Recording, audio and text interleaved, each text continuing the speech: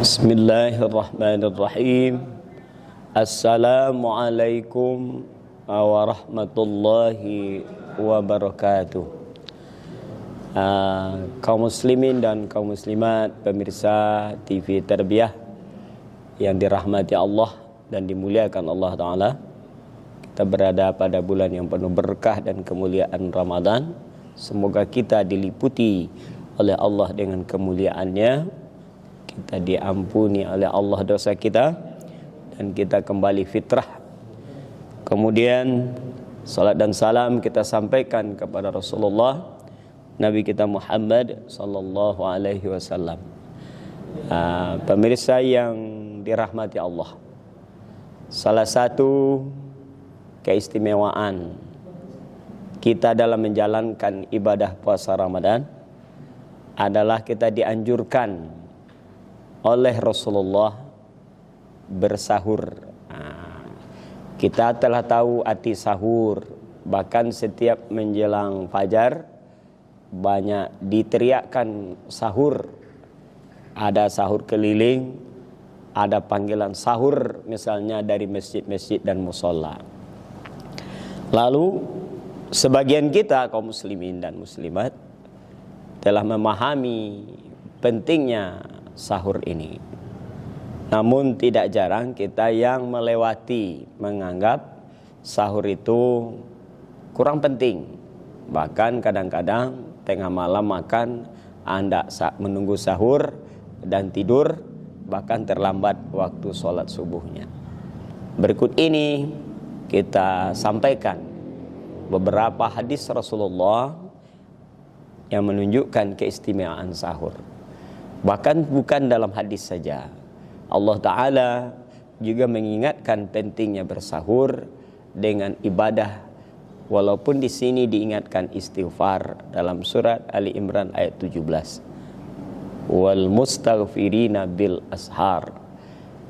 Dan orang-orang mereka mohon ampun kepada Allah di waktu sahur. Wabil ashari hum yastaghfirun. Di ayat lain mereka di waktu sahur mohon ampun kepada Allah.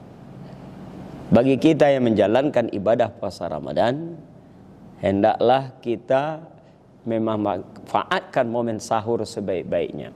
Walaupun kadang ngantuk, letih, mata masih tapi ciang, menggarijo, tidak nyaman di mulut, mau makan minum, badan pun letih, lesu, lemah, tetapi sahur harus dimanfaatkan.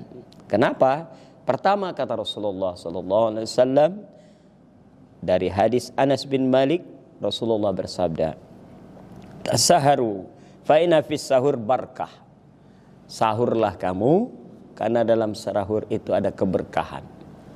Keberkahan itu bisa saja dalam bentuk berkahnya kita menjalani Ramadan untuk hari itu, karena perut kita terisi makan dan minum yang cukup, kita berniat dengan baik, kita juga punya semangat. Kalau semangat sudah ada, maka keberkahan menjalankan Ramadan pada hari kita mulai dengan sahur dan sampai berbukanya akan mendapatkan keberkahan berupa semangat, ketenangan, kedamaian, dan kita menjalankan puasa tidak terlalu letih, tidak terlalu lapar haus karena kita bersantap sahur. Nah, itu hadis pertama riwayat Imam Bukhari, tasaharu fa inna fis sahur barakah. Sahurlah kamu, sesungguhnya dalam sahur itu berkah. Yang kedua keistimewaan sahur adalah Allah Ta'ala dan malaikat mengucapkan selamat bagi orang yang bisa bersahur.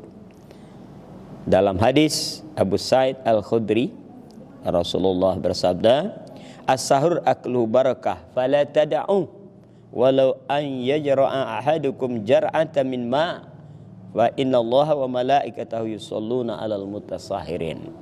Sahur makanannya itu penuh keberkahan, maka jangan kamu tinggalkan, kata Rasulullah, walaupun hanya seorang kamu bisa hanya menikmati sahur dengan sesuap nasi atau dengan hanya seteguk air, maka sesungguhnya Allah dan malaikatnya itu memberikan ucapan salawat kepada orang-orang yang melaksanakan sahur.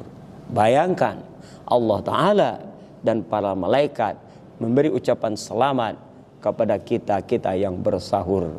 Maka mari ke depan kita nikmati, kita semangati diri kita untuk bangun dalam bersahur, yaitu mempersiapkan makan minum yang cukup untuk kita bisa menjalankan ibadah puasa kita esok harinya dengan puasa yang sebaik-baiknya.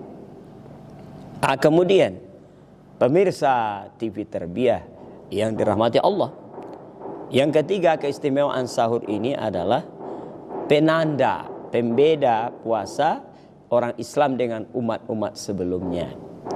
Kita tahu di perintah al-puasa itu Al-Baqarah 183 kan ada di tengahnya kama kutiba 'alal ladzina min qablikum, sebagaimana diwajibkan kepada orang sebelum kamu.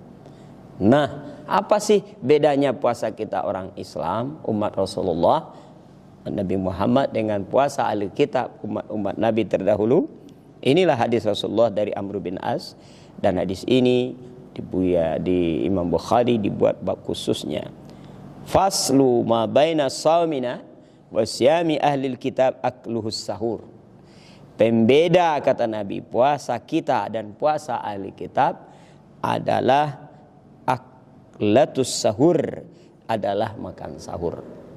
Jadi kalau ingin puasa kita lebih istimewa dari puasa umat-umat terdahulu seperti umat Nabi Musa, umat Nabi Daud, umat Nabi Sulaiman, maka kita umat Islam hendaklah bersantap sahur. Walaupun memang awal-awal Ramadan ini terasa kurang enak, agak pahit atau tidak biasa karena tubuh belum berlatih, kecuali yang sudah biasa puasa sunat bulan Sya'ban, bulan Rajab, tidak masalah. Malah sahur sebuah kesenangan dan keindahan. Itu yang ketiga. Kemudian yang keempat, dari hadis Abu Hurairah, sahur adalah termasuk bagian waktu mustajab untuk berdoa, karena itu bagian dari sepertiga malam yang akhir. Sebagaimana hadis Rasulullah, yanzilu rabbuna tabaraka wa ta'ala kullailatin ila sama'i dunya haitsu yabqa thulusul lail akhir yaqulu man yad'uni fastajiba lahu man yas'alni fa'atiyah wa man yastaghfiruni fa'aghfira lahu. Tuhan kita, Rabb kita turun kepada setiap malam ke langit dunia sehingga sampai di sepertiga malam yang akhir. Allah Ta'ala berfirman, siapa yang berdoa kepadaku, aku kabulkan. Siapa aku meminta kepadaku, dia itu aku beri permintaannya. Siapa yang mohon ampun kepadaku, aku ampuni dosanya. Ya, semoga pemirsa TV Terbiah jangan lewati momen sahur, karena sahur itu penuh berkah, ucapan selamat dari Allah dan para malaikat, dan pembeda puasa kita dengan umat sebelumnya. Dan yang keempat, sahur itu adalah waktu mustajab untuk berdoa, untuk mohon ampun kepada Allah Ta'ala. Yang kelima, dengan sahur ini kita dapat bersiap sebaik-baiknya untuk sholat fajar atau sholat subuh. Bisa kita dapatkan insya Allah sunat fajar 2 rakaat yang lebih baik dari dunia dan isinya. Kemudian sholat subuh adalah sholat berjamaah paling afdal. Kata Nabi, siapa yang bisa berjamaah subuhnya, maka seolah-olah dia menghidupkan semalam itu untuk ibadah. Selamat menjalankan ibadah puasa Ramadan, dan jangan lupa persiapkan diri kita untuk bersahur, menjadi pendekar-pendekar Ramadan, pendekar Qiyamul Lail, dan salah satu adalah menjadi pendekar sahur. Demikianlah pemirsa Padang TV yang diberkahi Allah. Semoga kita dapat menjalankan puasa Ramadan kita lebih baik dari hari-hari dan bulan dan tahun sebelumnya. Wabillahi taufiq wal hidayah. Wassalamualaikum warahmatullahi wabarakatuh.